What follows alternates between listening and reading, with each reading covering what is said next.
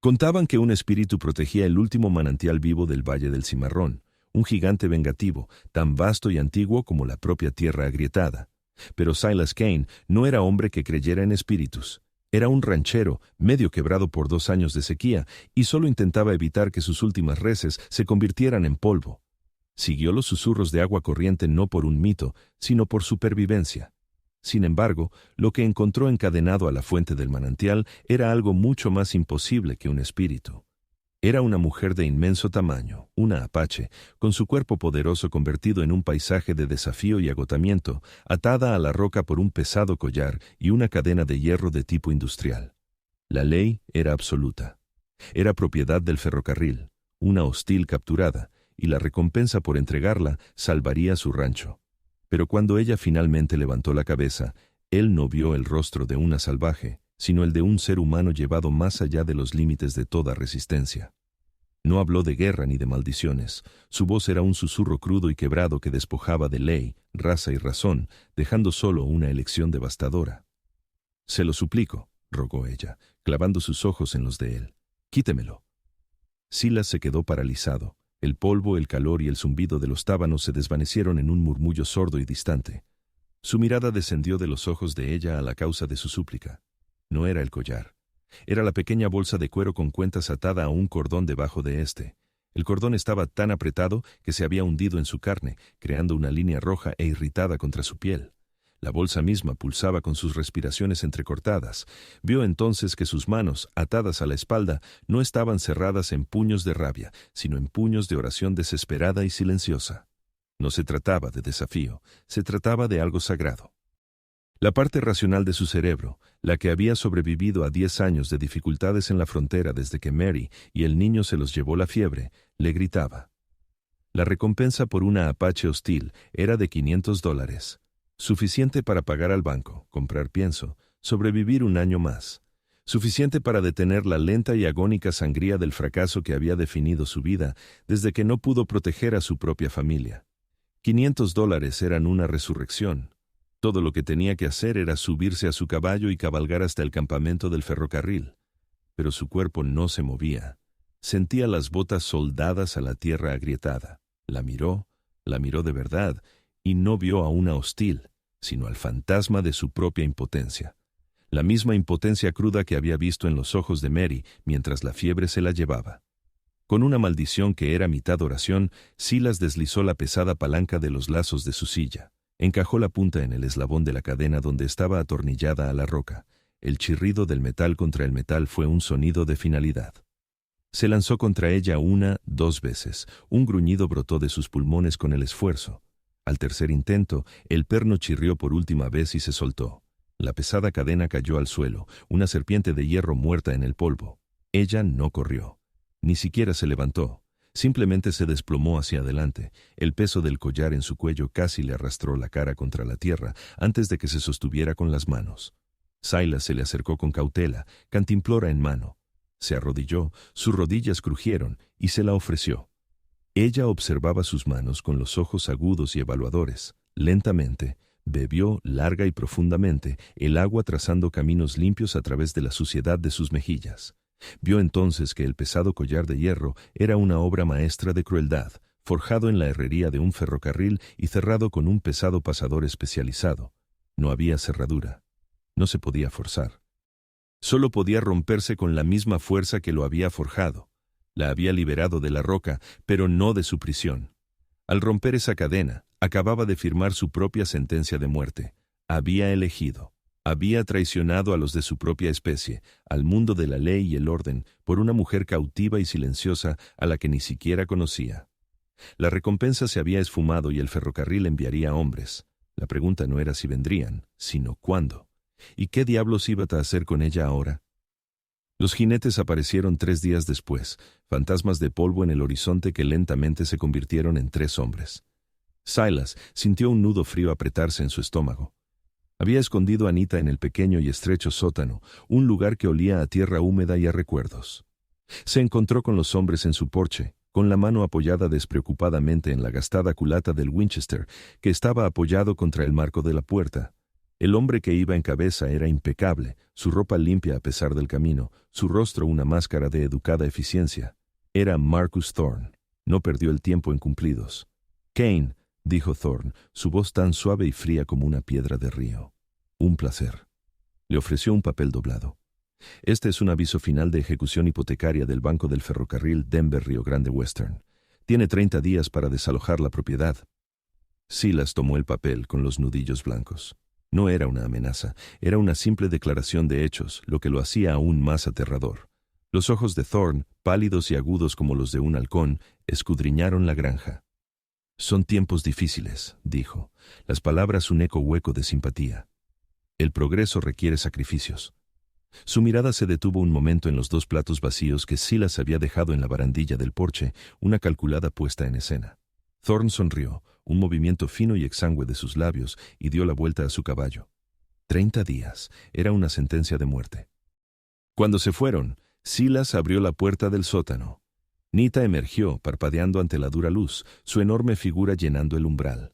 Él le mostró el papel. La vergüenza de su fracaso ardía en su rostro. Ella no miró el papel, sino a sus 3 últimas vacas esqueléticas, con las cabezas caídas cerca del abrevadero seco.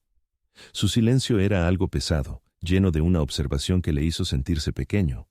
Gesticuló con la cabeza hacia el acantilado rocoso en el extremo de su propiedad, un lugar que siempre había considerado inútil, roca estéril. Luego, echó a andar. Él la siguió, confundido y enfadado. Se movía con una extraña gracia que devoraba el terreno. Sus pies descalzos parecían encontrar agarre donde sus gastadas botas resbalaban. Lo condujo a una pequeña grieta casi invisible, oculta tras una cortina de manzanita blanqueada por el sol. Y allí, en el fondo de la grieta, había una mancha de tierra oscura y húmeda. Una filtración. No era mucho, pero era agua. Ella lo miró entonces, una mirada larga y directa. Acababa de salvar lo que quedaba de su mundo. Y en esa mirada silenciosa y compartida, algo cambió entre ellos. No era amistad, todavía no. Era el respeto silencioso y profundo de 2 supervivientes. El aviso de ejecución hipotecaria todavía se sentía como una soga alrededor de su cuello, pero por primera vez en una semana podía respirar. El verdadero problema llegó una semana después, al anochecer. Esta vez no hubo una advertencia educada. Los hombres de Thorne, 5 de ellos, irrumpieron a caballo en su patio, con los rifles ya desenfundados.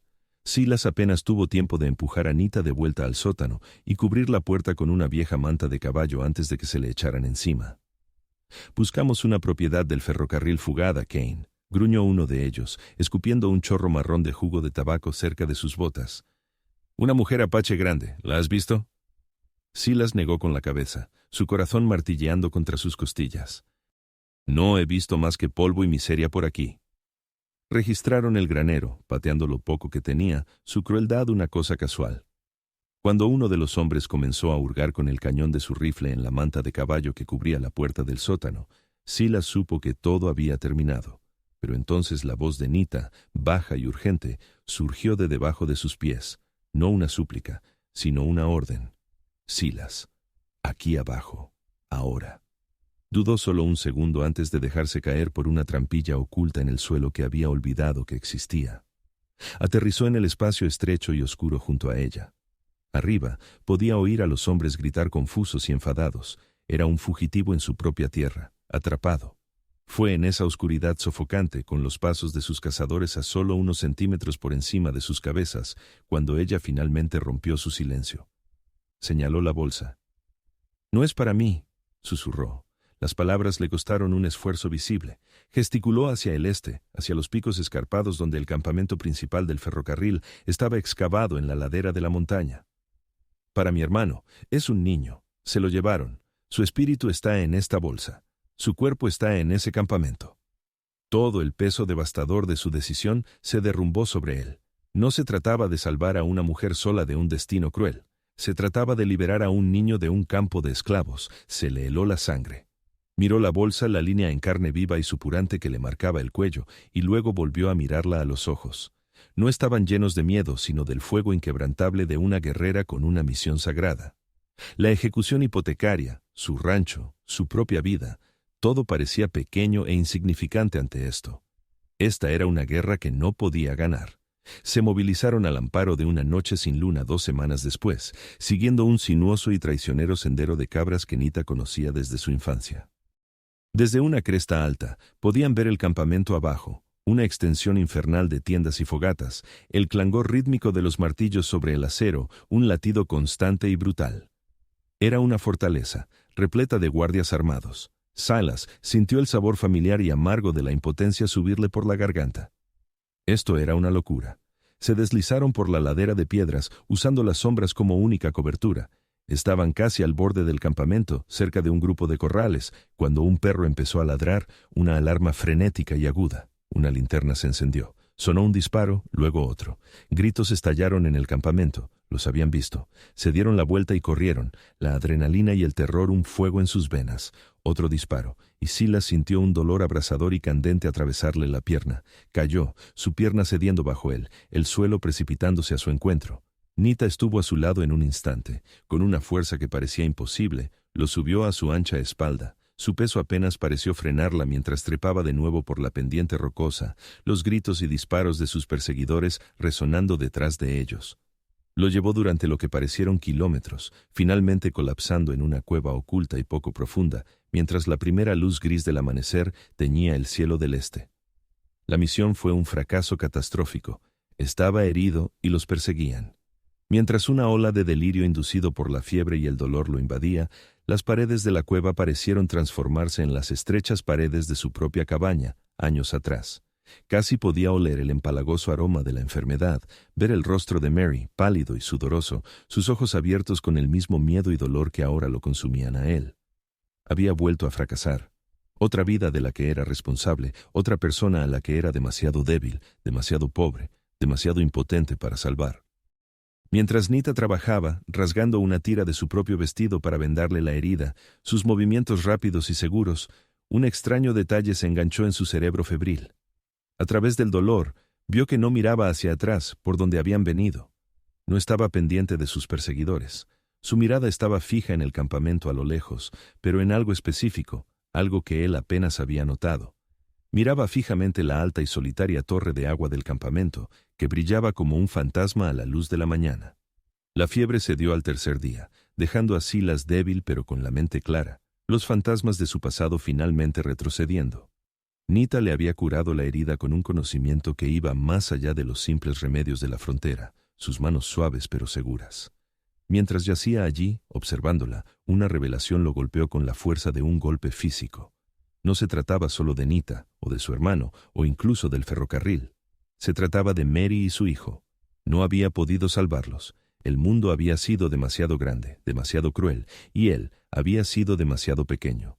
Se había escondido de ese fracaso durante una década, detrás de una máscara de pragmatismo cansado, diciéndose a sí mismo que no le importaba nada más que la tierra bajo sus botas. Era una mentira. No se había estado escondiendo, había estado esperando una segunda oportunidad para enfrentar la misma prueba y no ser hallado falto. Esto era expiación. Finalmente se sentó, el dolor en su pierna una cosa aguda y limpia. «La torre de agua», dijo, su voz ronca. «Estabas mirando la torre de agua». Nita asintió. Su mirada nunca se apartó del campamento distante. «Se alimenta de un pequeño arroyo, un arroyo que atraviesa el paso, 2 millas al norte de aquí». Lo miró entonces, sus ojos transmitiendo un plan tan simple, tan audaz, que le quitó el aliento. No lucharían contra los hombres de Thorn, lucharían contra la sequía. «El campamento tiene hombres», dijo ella, su voz baja y firme. «Pero los hombres necesitan agua. Les quitaremos el agua, y cuando tengan sed, estarán ciegos». La brillantez de la idea se apoderó de él, una cosa cálida y terrible. Fue un momento de revelación tan puro que pareció un regalo de Dios mismo. Usarían las herramientas de su propio sufrimiento, el paisaje duro, la sequía implacable, como su mayor arma. La intensa anticipación de la lucha que se avecinaba era un fuego en su sangre, quemando los últimos restos de su antiguo miedo. Les llevó 2 días de trabajo brutal y agotador. No necesitaron dinamita. Usaron la palanca de Silas, la inmensa fuerza de Nita y su conocimiento compartido de la tierra para derrumbar una sección estrecha de la pared del cañón, desviando el lento y cansado goteo del arroyo hacia un cauce seco que se alejaba del campamento. Luego, esperaron. El caos comenzó al segundo día. Gritos resonaron en las paredes del cañón, seguidos por el frenético sonar de una campana. El plan de Nita había funcionado a la perfección. Para el mediodía, Thorn había enviado a una cuarta parte de sus hombres a trepar por el cañón para encontrar la fuente del bloqueo, dejando el campamento principal en un estado de desorden confuso. Esa era su oportunidad. Se deslizaron en el campamento como fantasmas, los guardias restantes distraídos por la crisis del agua. Nita abrió el camino hacia los corrales, cada movimiento suyo un susurro. Lo encontró al instante. Un niño pequeño y delgaducho con sus mismos ojos desafiantes. Había otros 4 niños con él, sus rostros huecos por el hambre y el miedo. No había tiempo para lágrimas. Silas usó sus últimas fuerzas para romper las cerraduras baratas de los corrales, mientras Nita reunía a los niños, hablándoles en los tonos bajos y urgentes de su lengua nativa. Justo cuando estaban sacando a los niños, apareció Thorn, su rostro una máscara de incredulidad que se endurecía en fría furia. No estaba flanqueado por guardias, todos se habían ido, persiguiendo el fantasma de un arroyo. Estaban solo él, Silas y Nita. Thorn sacó su pistola, pero antes de que pudiera disparar, Nita hizo algo que Silas nunca esperó. Empujó a los niños detrás de ella y cargó, no con un arma, sino con un rugido de pura rabia primigenia. Era Nita la osa, una fuerza imparable de la naturaleza, y Thorn, a pesar de todo su poder y autoridad, era solo un hombre. Disparó una vez, al aire, la bala rebotó en la pared de roca mientras todo el peso de Nita se estrellaba contra él, haciéndolos rodar por el polvo. La pistola se deslizó lejos. Silas, con la pierna gritando de protesta, avanzó cojeando, apuntó su Winchester a la cabeza de Thorn y acabó con él. En el silencio que siguió, Nita se levantó lentamente, ayudó a su hermano a levantarse y se llevó a los otros niños sin mirar atrás. Se fundieron de nuevo en la naturaleza que era su hogar, dejando a Silas solo en el campamento silencioso y derrotado. Semanas después, el aviso de ejecución hipotecaria era un trozo de papel olvidado. El campamento del ferrocarril era un pueblo fantasma, su progreso detenido indefinidamente por la misteriosa pérdida de su única fuente de agua. El rancho de Silas, sin embargo, estaba al borde de una resurrección. No estaba solo. Nita y su hermano, Tasa, habían regresado, no como invitados, sino como socios. Ella le había mostrado dónde cavar, guiándolo con un conocimiento ancestral de la tierra que parecía magia. La imagen final de su nueva vida no fue un beso. Eran los 3. Silas, con su pierna mala ya curándose. Nita, su collar de hierro finalmente roto y desechado, y Tasa, recuperando su fuerza, trabajando juntos, sus manos en la tierra fresca y oscura, ahondando el pozo que salvaría su hogar. Silas se apoyó en su pala, el sol cálido en su rostro, y los observó. Pensaba que un legado era algo que se poseía, como la tierra, una escritura en una caja de seguridad. Pero ahora sabía que estaba equivocado. Un verdadero legado era algo que se construía, algo que crecía, algo que vivía. Como un pozo, como una familia.